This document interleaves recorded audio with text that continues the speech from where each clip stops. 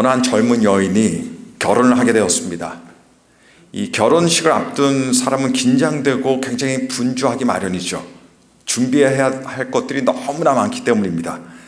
그래서 이 미래 신부, 결혼식을 준비하는 이 신부도 마찬가지였습니다. 근데 이것저것 다 준비하고 나서 이제 마지막으로 결혼식 피로연에 커팅할 케이크를 주문했습니다.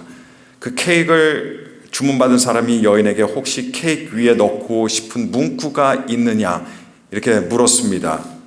이 여인은 독실한 그리스도인이었기 때문에 그 케이크 위에 자신이 평소 좋아하던 말씀을 듣고 싶었습니다. 그게 요한 1서 4장 18절 말씀입니다. 그래서 그 말씀을 부탁했습니다. 요한 1서 4장 18절 말씀이 사랑 안에 두려움이 없고 온전한 사랑이 두려움을 내어쫓는다라고 하는 참 좋은 아름다운 문구였습니다. 근데 케이크를 만든 사람이 실수를 해버리고 말았습니다. 요한 1서 4장 18절이 아니라 요한복음 4장 18절로 케이크를 장식하고 말았습니다. 결혼식장에서 결혼식이 끝나고 케이크를 커팅하는 시간에 신부가 케이크의 문구를 보자마자 그냥 얼굴이 사색이 되어버리고 말았어요. 왜냐하면 거기에 요한복음 4장 18절 말씀이 장식되어 있었는데 거기는 너에게 남편 5이 있었고 지금 있는 자도 내 남편이 아니니 내 말이 참되도다. 그럼 방금 제가 해드린 말씀, 이 이야기는 그냥 크게 한번 웃고 넘어갈 만한 그런 이야기입니다. 그리고 분명히 여러분 실화가 아닐 거예요. 그리고 누군가가 참 기특한 아이디어로 만들어낸 이야기일 거라고 저는 생각을 합니다. 그런데 요한복음 4장 18절에 이전에 남편 5이 있었고 거기다가 지금은 또 결혼하지도 않은 남자와 살고 있는 여인의 이야기는 실화입니다.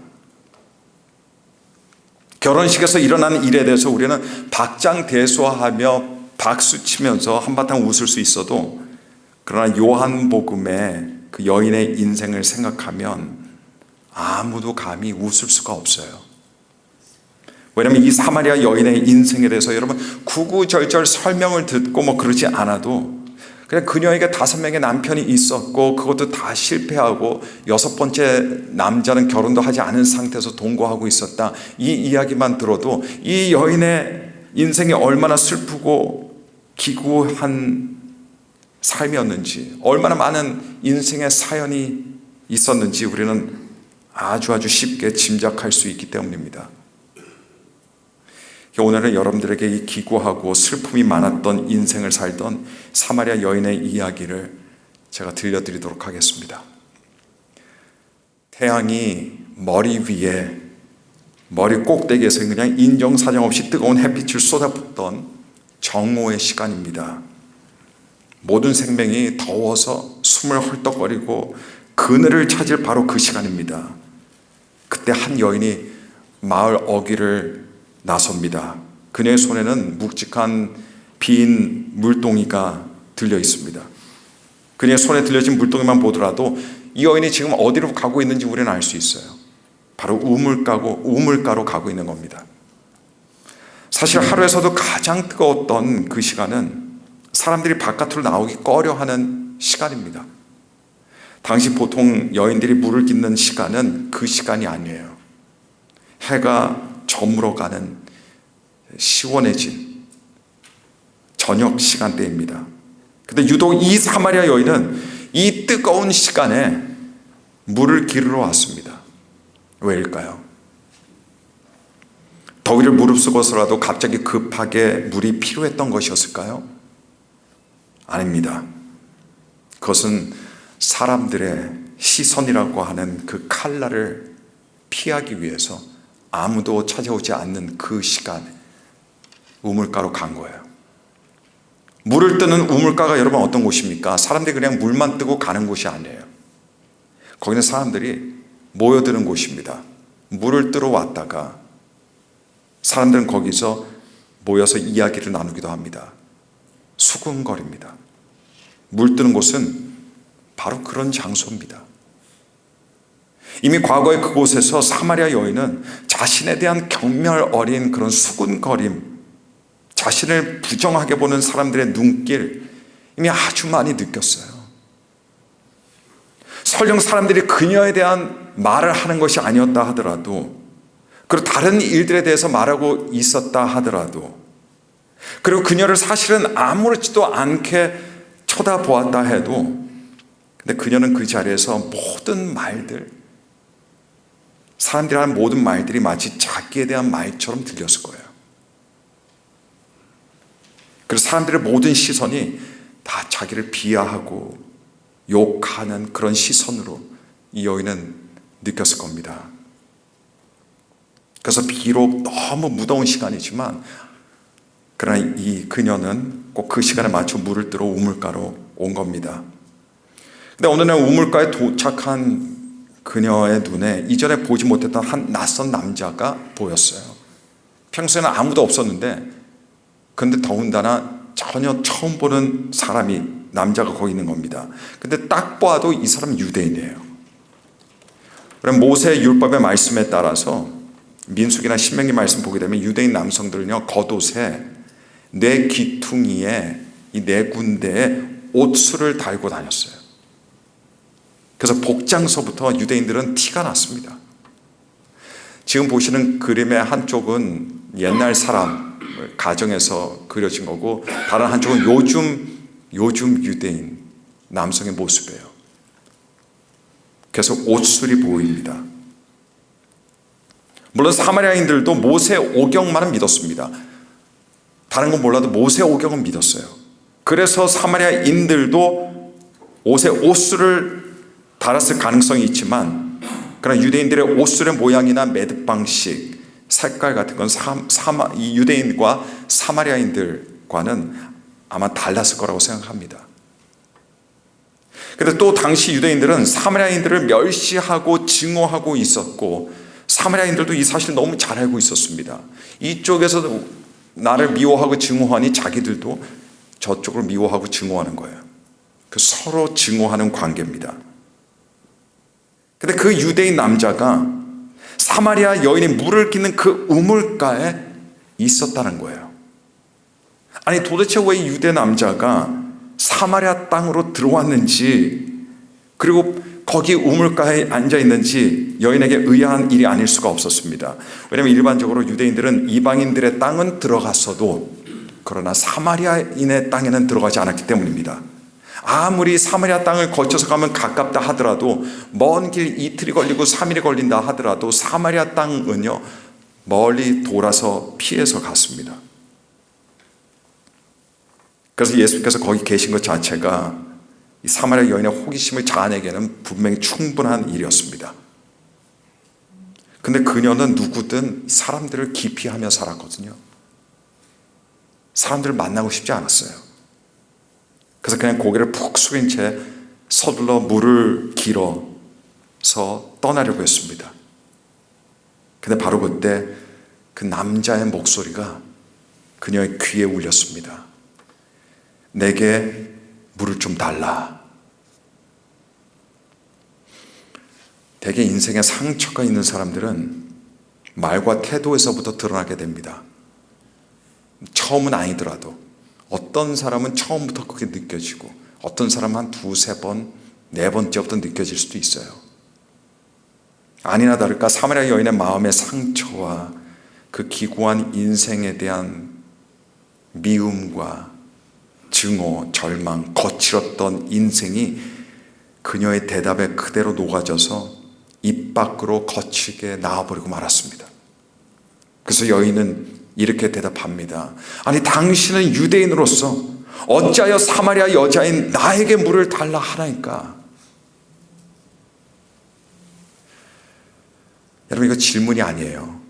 공손한 말이 아닙니다.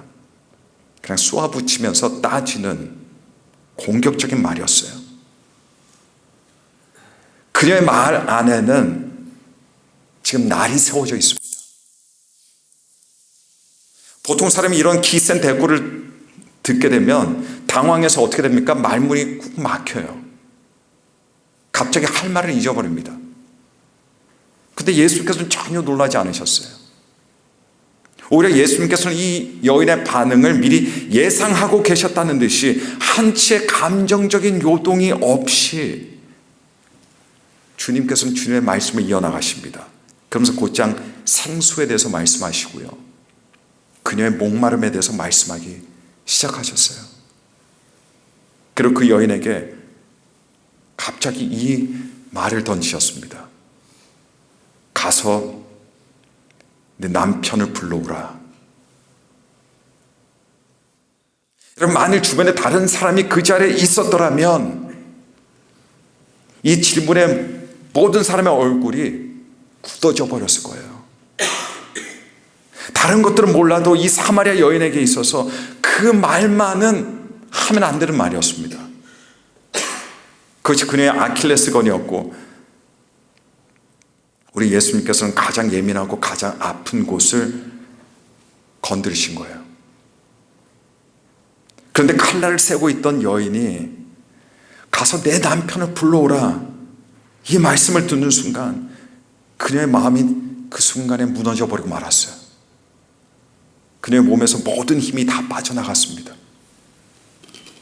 이 말씀 한마디가 그녀의 마음을 완전히 무장해제 시켜버린 겁니다. 이 여인이 크게 당혹했습니다. 그래서 겨우겨우 기어 들어가는 음성으로 아주 짧게 답을 이렇게 했어요.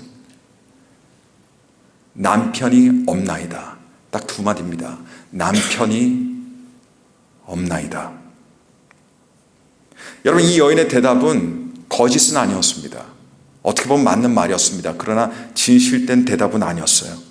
그냥 그 상황을 모면하기 위해서 던진 연막탄 같은 대답이었습니다. 이 말을 던져놓고 이제 얼른 자기가 던졌던 질문에 대답을 들을 생각도 없이 뒤돌아서서 그 자리를 떠나려고 하는 순간에 예수님께서 이렇게 말씀하십니다. 내 말이 옳다. 너에게 남편 5이 있었으나 지금 있는 자도 내 남편이 아니다. 여러분, 이 순간 여인은 깨달았습니다. 이분이 지금 자기 앞에 있는 사람이 자기 영혼의 밑바닥까지도 다 보고 계시다라는 것을 깨달았어요. 여러분, 우리도 마찬가지입니다. 우린 주일 시간이 되어서 예배를 드리러 이곳으로 모여듭니다. 때로는 우리가 이 자리에 습관처럼,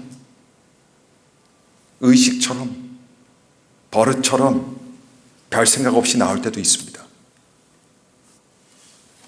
그리고 우리는 평소처럼 남들이 절대로 눈치채지 못하게 우리의 겉모습을 입히죠. 그 겉모습으로 내면의 오점들, 우리 과오들, 우리 부끄러움들, 우리 흑역사들을 잘 덮어놓습니다. 그렇게 해서 우리는 위장합니다. 은폐합니다. 우리는 그렇게 하는데 선수들이에요. 근데 주님 앞에서 숨겨질 수 있는 것은 하나도 없습니다. 예수님께서는 우리 마음속 깊이 있는 우리의 모든 문제점들을 다 아시고 계시고, 우리 마음의 상태, 우리 영혼의 밑바닥까지 다 꿰뚫고 계신 분이세요. 사실 우리가 예배 때마다 주님 앞에 나오지만 우리 예수님께서는요, 우리가 숨기고 싶어하는 것들, 꺼내지 못하는 것들, 남들에게 보이기 너무너무 부끄러운 것들, 이것들을 주님께 아뢰기를 우리 주님께서는 기다리십니다. 애써 아무렇지도 않은 척하고 아무 문제 없는 듯 우리는 그렇게 꾸며진 모습으로 예배를 드리지만, 사실 예배 자리는 무슨 척하는 자리가 아닙니다. 예배 자리는 우리 주님께 우리의 아픔, 우리의 고통, 우리의 연약함, 우리의 실수들, 우리의 분노를 주님께 아뢰는 시간이 우리가 드리는 예배 시간입니다. 이런 것들 예배 자리에 나와서 우리가 깨어진 모습으로 주님께 우리의 애통함을 아뢰는 것이 우리가 입술로만 드리는 우리의 100번의 찬양보다 할렐루야라고 하는 100번의 외침보다 하나님께서 더 기뻐하십니다.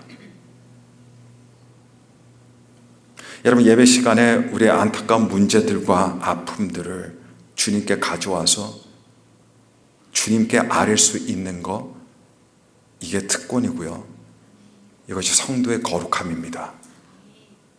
그렇게 함으로 우리는 거룩의 길을 걸을 수 있는 겁니다. 더군다나 우리 주님을 모르고 계신 것도 아니에요. 다 아시고 계시는 거예요. 저 멀리서 우리가 차 타고 들어올 때부터 주님은 다 아시고 계십니다. 그런 모습, 우리의 모습을 주님께서 받아주시고 그런 모습을 가지고 나와 우리가 주님께 예배드리는 겁니다. 예수님께서는 사마리아 여인의 기구한 인생을 너무도 잘 알고 계셨어요. 근데 주님은 여인의 아픔 많은 인생만 아시고 계셨던 것이 아닙니다. 그녀의 절실한 필요도 너무나 잘 아시고 계셨어요. 사마리아 여인은 매일 이 물동이를 들고 우물가로 갔어요. 물을 채우기 위해서. 근데 사실 그녀가 들고 다니던 그 물동이가 그녀의 인생과 다를 게 하나도 없습니다. 사실은. 매일 새로운 물로 물동이를 채우지만 그러나 금세 그건 다시 비어져요.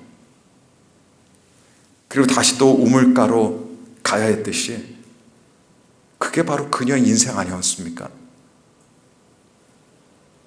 늘 비어졌어요. 하루가 멀다 하고 늘 비어졌습니다. 그녀에게는 5명의 남편들이 있었어요. 새로운 남편을 맞이할 때마다 어떤 마음으로 맞이했을까요? 이제는 행복할 수 있겠지. 어쩌면 이 여인에게 행복이라는 단어는 그냥 사치스러운 단어였을 겁니다. 행복이라는 것조차도 바랄 수 없어요. 그냥 이제는 조금 더 나아지겠지. 그렇게 생각하지 않았겠습니까? 이제는 조금 더 사랑받을 수 있겠지. 이렇게 속으로 생각했겠죠. 이 남자는 좀 다르겠지. 마치 물동이에 새로 물을 채우듯 그녀는 그렇게 5명의 남편들을 맞이했고 또 6번째 남자도 맞이했어요. 그러나 5 남자 모두 그녀를 버렸습니다. 그리고 맞이한 게 6번째 남자인데 이제는 결혼하기도 지쳤어요. 근데 여러분, 사실 그녀가 결혼 생활에 줄줄이 실패해서 평안도 안정도 찾지 못한 것이 아니었습니다. 애당초 그녀의 삶에 평안도 안정도 없었기 때문에 매번 그녀의 결혼 생활은 계속해서 반복해서 실패할 수밖에 없었어요. 예수님께서 이 여인에게 남편에 대해서 먼저 질문을 던지셨습니다. 근데 예수님께서는 단순히 도덕적인 삶에 대해서 말씀하시려고 그녀의 남편에 대해서 말씀하신 게 아니에요. 예수님께서 단순히 그녀의 사생활 문제에 대해서 말씀하시려고 지적하시려고 하셨던 것이 아니었습니다. 우리는 오해하면 안 됩니다. 기독교는 아주 높은 도덕의식을 가지고 있지만 그러나 도덕이 아닙니다. 기독교는 그냥 도덕적인 종교가 아니에요. 착하게 살고 선하게 살고 옳게 산다, 이게 아닙니다, 여러분. 근데 사람들이 많이들 오해할 수도 있어요. 기독교인이 된다는 건 도덕적인 삶을 사는 것이다. 비도덕적인 삶을 살 때는 더 이상 기독교인이 아니다, 이렇게 생각할 수도 있습니다. 여러분, 도덕적인 삶이 비록 고상하고 좋은 것이 될 수는 있지만은 그러나 단순히 도덕적인 삶이 사람의 비어진 인생을 채워줄 수는 없습니다. 그냥 도덕적인 사람이 되는 거예요. 사람의 인생을 채워주고 사람의 영혼을 채워주는 것은 도덕이 아닙니다. 당연히 도덕적인 윤리적인 삶은 필요하지만은 그러나 우리의 마음을 채워주고 우리의 영혼을 채워주고 우리의 기쁨을 주는 것은 도덕이 아니라 그것은 바로 진리라는 겁니다. 진리. 로사리아 버터필드라는 사람이 있습니다. 이 여인은요, 시라큐스 대학교의 교수였어요. 영문학과 여성학을 가르치던 교수였습니다. 활발하게 학교 강단에서 사회에서 목소리를 높이며 살아가던 여인이었습니다. 미국 대학의 교수답게 그녀는 지성인이었어요. 동시에 그녀는 동성애자였습니다. 급진주의적인 페미니즘 이론가였어요. 그녀의 여성학 강의는 지금 이 당시의 현대시대 최고의 수준을 유지하던 그런 강의들이었습니다. 당연히 그녀는 진보주의적인 세계관을 가지고 있었죠. 동시에 기독교인들을 굉장히 반지성적이고요, 배타적인 사람들, 지금 현대시대를 완전히 역행하며 살아가는 꽉 막힌 위선자들이다라고 믿고 살아가던 사람이었고 기독교인들을 혐오하던 사람이었습니다. 그런데 한 목회자 부부를 우연히 알게 됐어요. 그들과 대화를 나누면서 같이 종종 만나게 됐습니다. 그리고 그 목회자 부부의 노력과 기도로 그녀가 복음을 접하게 됐습니다. 처음에는 성경을 비웃었죠. 그래서 성경의 말씀을 반박하려고 읽기 시작했는데 그 말씀을 읽으면서 오히려 말씀 앞에서 허무하고 공허한 자신의 이론들, 자기의 고집들, 신념들이 막 드러나게 된 거예요. 그러면서 예수님 앞에 완전히 무릎을 꿇게 됩니다. 그리고 예수님의 복음의 진리를 알게 된 순간부터 그는 자신의 명성, 학문적 기반, 자신의 어떤 정체성 다 모두 버렸습니다. 그리고 뒤돌아보지 않고 그리스도께 돌아왔습니다. 그 이후 목회자와 결혼하게 됐고 사모로 교회를 섬기고 있습니다. 4명의 자녀를 두었습니다. 부모가 없는 자녀를 데려다가 키우고 입양하고 그렇게 키우면서 이 아이들을 세속적인 세계관이 그냥 넘쳐나는 학교에 보낼 수는 없다. 그러면서 자기 스스로가 홈스쿨링을 만들어서 자녀들 넷을 그렇게 키우는 어머니로 살고 있습니다. 그리고 강력한 복음 전도자로 활동하고 있습니다. 그냥 이런 이야기를 담아서 책이 출판되어서 나왔는데 책 제목이 뜻밖의 회심이었어요. 갑작스러운 회심이었죠.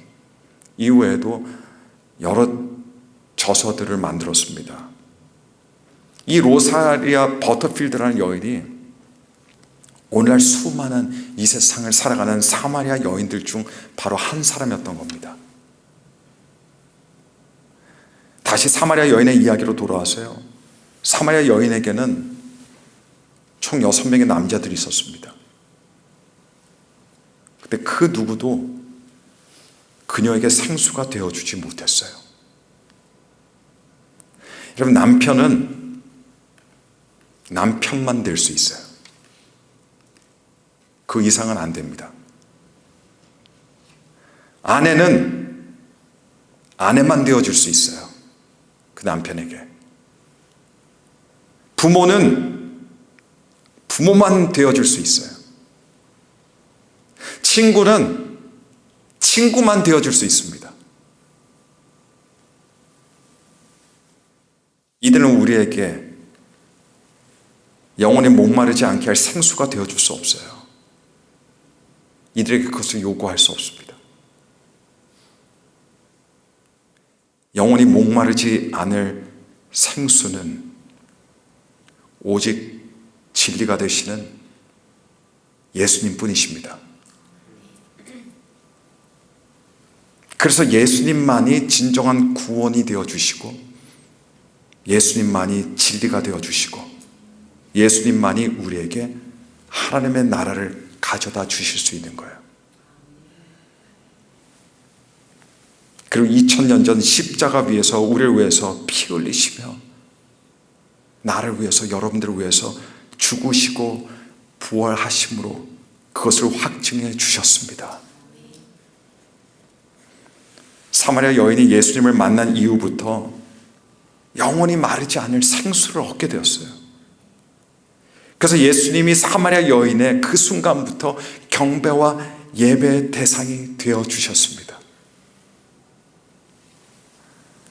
사마리아 여인은 자신이 늘 들고 다니던 그 물동이를요 그냥 버려두고 동네로 뛰어들어갔어요. 사람들을 회피하고 사람들을 만나고 싶어 하지 않고 깊이 하던 이 여인이 사람들이 모여있는 동네로 뛰어갔다는 이야기입니다. 그러면서 거기서 무엇을 했습니까? 자기가 그리스도를 만났다, 메시아를 만났다라고 외쳤습니다. 여러분, 근데 혹시 그 이후 사마리아 여인이 어떻게 되었는지 궁금하십니까?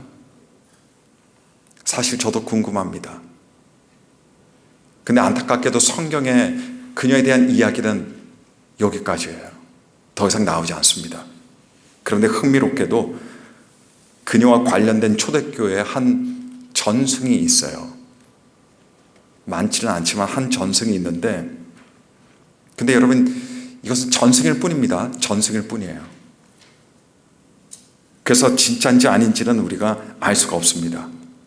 그러나 그 전승에 따르면 본래 그녀의 이름은 포티나였다라고 합니다. 포티나. 근데 그녀가 예수님을 만난 후 5 자매와 2 아들을 전도했다고 해요. 그리고 그 이후 북아프리카의 카르타고로 건너가서 복음을 전파했습니다. 그다음 로마 황제 네로의 기독교 박해 때 체포됐는데, 이 체포된 기간에 네로의 딸까지 전도해서 개종시켰다는 이런 이야기가 있습니다. 그런데 결국 그 핍박을 피하지 못하고 죽임을 당하게 돼요. 자신의 신앙과 믿음 때문에. 근데 어떤 죽임을 당하냐? 우물에 던져져서 죽임을 당했다라고 하는 전승이 전해져 내려오고 있습니다. 아마 이 여인이 우물가에 만났던 그 예수님, 그 장소가 귀했던 만큼 자기 간증에도 우물에 대한 이야기를 많이 했겠죠. 주님께서 들려주셨던 생수의 이야기도 많이 하며 전도했겠죠. 그래서 그렇게 우물에 던져져 순교했다라는 이야기가 전해져 오고 있습니다. 근데 여러분, 이것은 전승일 뿐이라서 사실 여부를 확인할 수 없습니다. 그러나 한 가지 확실한 것은 이겁니다. 그녀의 기구했던 삶이 기쁨의 생수, 생명의 생수로 채워지게 되었다는 겁니다. 바로 예수님으로 말미암아 채워졌다는 거예요. 이거는 우리가 100% 확신할 수 있는 일입니다. 예수님께서는 우리의 목마르고 갈급한 인생의 우물에 찾아오십니다. 그리고 우리를 그분의 생수로 채워주십니다. 무엇을 하냐보다 중요한 것은 우리가 영원한 생수가 되시는 예수님으로 채워지는 일입니다. 여러분들의 삶의 인생에 예수님으로 채워지시기를 간절히 축복합니다. 오늘 이 시간 조금 특별한 시간을 갖습니다. 우리 간증을 하나 듣는 시간 갖도록 하겠습니다. 우리 권태환 장로님께서 잠깐 나오셔서 얼마 전에 받으셨던 큰 은혜가 있으세요. 그래서 나오셔서 간증해 주시겠습니다. 아마 우리 장로님의 간증 원고도 저 위에 함께 띄워드립니다. 그래서 들으시고 보시면서 여러분 은혜 받으시길 바랍니다.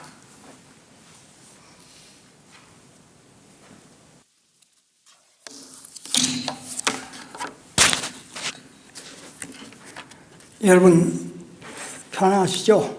오늘 말씀이 사마리아인에 채워진 인생이었는데, 저는 제 채워지는 인생에 대해서 말씀드리겠습니다. 제목을 약간 바꿨습니다.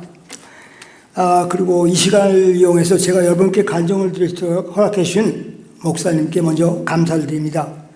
제 뒤에 자막을 보시면 2026년 1월 23일 새벽 예배라고 적혀 있죠. 그날은 주일도 아니며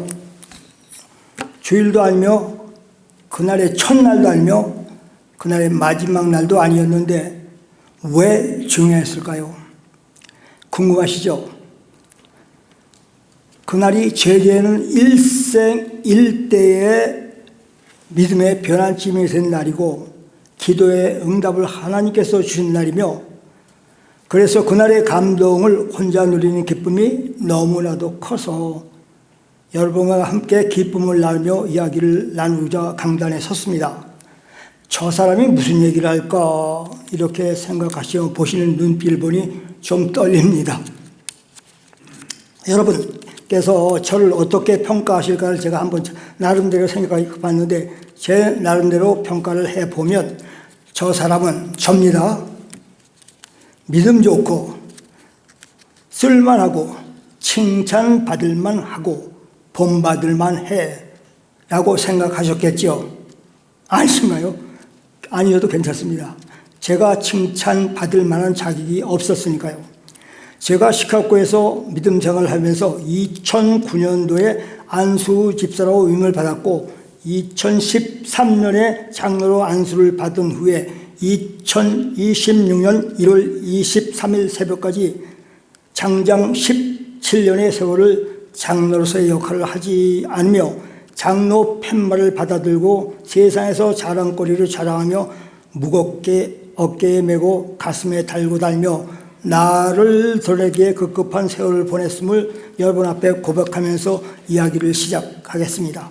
저는 그동안 해외 단기 선교, 전도, 부흥회, 수양회, 금식기도, 철야기도, 숨쉬기도 힘들어요. 성경 공부 등 참 열심히도 따라다녔으나 영과 육이 따로 살면서 나의 반쪽은 하나님에게 기도하는 믿음을 선포하고 나머지 반쪽을 세상을 숭배하는 마귀가 차지한 삶을 사는 동안 나를 늘 시험하며 괴롭히며 말씀과 믿음의 의심을 품게 하고 남의 장점을 찾아 격려하지를 못하고 시기와 질투로 가득하며 상대방의 결점을 찾아 비방하며 나의 만족을 찾았음도 고백합니다. 솔직히 세상적으로는 남의 약점을 씹는 맛이 부드러운 고기를 씹는 맛보다 좋을 때가 많음을 부정하기는 쉽지 않죠. 아이고 죄송합니다. 저만 그런가 보네요. 그런데 그것보다 제일 큰 문제는 믿음으로 거듭났다고 고백과 함께 열심으로 주를 섬기겠다고 소원하고 기름 부은 장로가 마귀와 한 울타리 안에 살면서 반쪽은 마귀가 마음을 휘어잡고 다니며 말씀을 들을 때나 찬송을 부를 때나 기도를 드릴 때도 정말로 그럴까? 그렇게 될까? 이렇게 쳐다보며 의심을 품게 하며 예배에 집중을 못하게 하며 천국의 소망을 막고 지옥의 문을 열어놓고 유혹하며 너는 언제나 장난하는 명찰만 내 가슴에 떨어지지 않도록 외식하는 자로 살면입니다. 내가 너와 함께하며 장로 명찰을 빛나게 멋있게 만들어줄게 라며 끈질기게 달라붙어 버타고 살려는 유혹을 하니 그 두려움 그 자체였기에 저는 그놈 손에서 벗어나려고 주일을 성수하고 새벽 부리를 드릴 때나 운동을 하는 중에도 말씀을 읽고 설교 말씀을 들어도 세상적인 삶에 하나님의 말씀을 내 스스로에 맞게 해석하고 또 스스로 위로를 받으며 잘한 것은 내가 못한 것은 하나님이 하시는 일로 생각하며 믿음이 없음을 깨닫고 후회하며 그냥 그렇게 영적인 괴로움을 껴안고 살았습니다. 새벽에 일어나 오늘도 깨워주시며 감사합니다 하고 거울 앞에만 서면 내가 아닌 무서운 얼굴의 나를 보게 되었고 그래서 거울을 보기가 참 싫을 때가 많았습니다. 하루는 집에서 권사님이 내게 말하기를 짜증을 부리면 무서운 얼굴이니 짜증을 부리지 말라고 하였는데 반박을 할 수가 없었습니다. 왜냐하면 정말로 그렇게 변해 있었으니까요. 그것을 제 스스로가 알고 있었기 때문입니다. 세상적으로는 금 잡힐 만한 일은 하지 않으며 하면서도 감춰두고 저는 나를 감춰두고 살았으면서 나를 변화시켜 달라고 두려움 속에서 기도도 드렸고 믿음은 들음에서 시작된다 하신 말씀대로 시카고에서 가는 동안 고속도로 상에서 14시간을 쉬지 않고 말씀을 듣고 가기도 하였으나 여전히 저는 이중인격자라는 생각에서 벗어날 수가 없었으며 울부짖으라 하셨기에 아무도 없는 골프장에 새벽에 나가서 주여를 외치면서 마귀를 떠나게 해달라고 수도 없이 외쳤습니다. 그럼에도 불구하고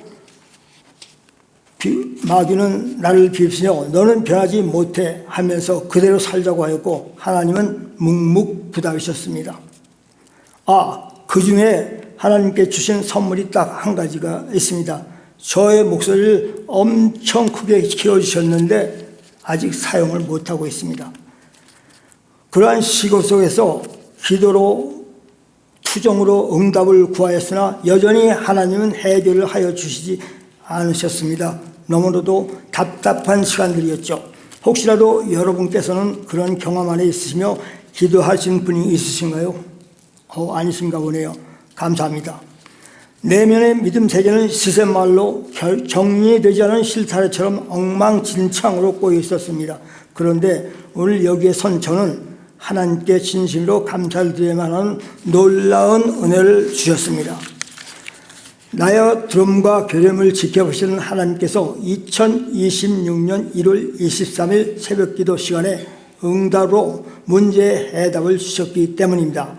그날도 어둠의 생각 안에서 말씀을 흘리며 듣는 내 모습이 무서워서 하나님께 지금 이 순간에 나를 데려가시든지 아니면 마귀를 물릴 수 있도록 해결을 해 주시기를 바라며 탄식의 기도를 드리고 있었는데 정말로 믿기지 않는 일이 일어났지요. 순간적으로 하나님께서 내가 세상을 만들고 너도 만들고 지금까지 지켜서 죽지 않고 살아있음에 먼저 감사하라 하시면서 세상 시작부터 지금까지 셀 수 없는 수많은 사람들이 너와 같이 마귀의 시험을 받으며 믿음이 거듭나기를 바라며 마귀와 씨름하고 있음을 너만 모르고 있었구나. 내 스스로 물리치기를 기다리는 지친 모습을 보니 더는 안타까워서 해결의 방법을 알려주겠다 하시면서 주신 말씀이 씨름판 원 안에 마귀는만 던져놓고 너는 나와 함께 판 밖의 관전자가 되면 마귀는 홀로 싸우다가 스스로 소멸된다. 그러시면서 마귀는 절대 내가 세상 사는 동안에 떠나지 않고 곁을 맴돌 것이니 나 아니면 내 스스로는 이길 수 없다 하시면서 그냥 너는 그놈이 오거나 말거나 관심 밖에 두고 그놈이 오거나 말거나 관심 밖에 두는 겁니다. 그것을 애달지 않으시고 관심 밖에 두고 내게 맡기면 내가 항상 너와 함께 하며 내가 하는 기도에 응답하겠다 하는 하나님의 사랑과 음성을 느꼈고 그후부터는 거울에 비춰진 변화된 제 모습을 웃으면서 보게 되었고 명분에 급급하던 장로와 나와의 관계성을 새롭게 정립하게 되었으며 기쁨으로 믿음 생활을 하게 되었습니다. 아멘. 또 다른 두 가지의 변화를 주셨는데 전에는 성도님들이 성령님의 감동을 받고 기도와 찬양을 드리는 동안에 기쁨의 눈물을 흘리는 모습을 보면서 왜? 라는 의문과 동시에 나는 왜 안 되지? 하는 의심과 그런데 지금은 저에게도 가끔 감동의 눈시를 적시는 축복을 받았습니다. 아직 근데 펑펑 울지는 못합니다. 또 한 가지는 달고 오면 말씀이 생명의 말씀으로 다가오지 않았으며 매일 운동 중에 유튜브를 열어 세상 것들을 보던 제가 변화되어 목사님의 설교 말씀을 반복해서 듣는 버릇도 주셨습니다. 아멘. 2026년 신년 새 예배 때 생활교회 교회의 목표를 목사님께서 믿음으로 선포하는 해라는 주제의 말씀을 전하셨지요. 3번을 연속으로 듣고 매일 들을 때마다 새로운 감명을 하나님께서 주셨습니다. 여러분도 다시 들어보시면 1년을 새롭게 계획하시길 바랍니다. 한 가지만 더 말씀드리겠습니다. 2주 전에 1:1 제자 양육을 받았던 교재 안에 10번의 강의와 10번의 주제 토론이 끝날 때마다 첫 번째 질문이 너는 지금 죽으면 천국에 갈 수 있나? 라는 물음이었는데 저는 자신 있게 예라고 대답하면서 제 스스로 놀라운 변화를 느끼고 감사하였습니다. 이것이 2026년 1월 23일 새벽 기도 시간 후에 일어난 일들입니다. 천년을 하루같이 운행하시는 하나님은 우리의 기도에 꼭 응답하신다는 확신을 주셨습니다. 아멘. 저는 이후부터는 끝없는 마귀와의 유혹과 싸우지 않고 솔직하게 하나님께 아뢰며 하나님께서 해결해 주실 것을 확신하며 기쁘고 감사하며 쉬지 말고 기도하라는 예수님 안에서의 하나님의 뜻에 순종하고 살겠다고 여러분 앞에서 다짐하며 제 이야기를 마치려 합니다.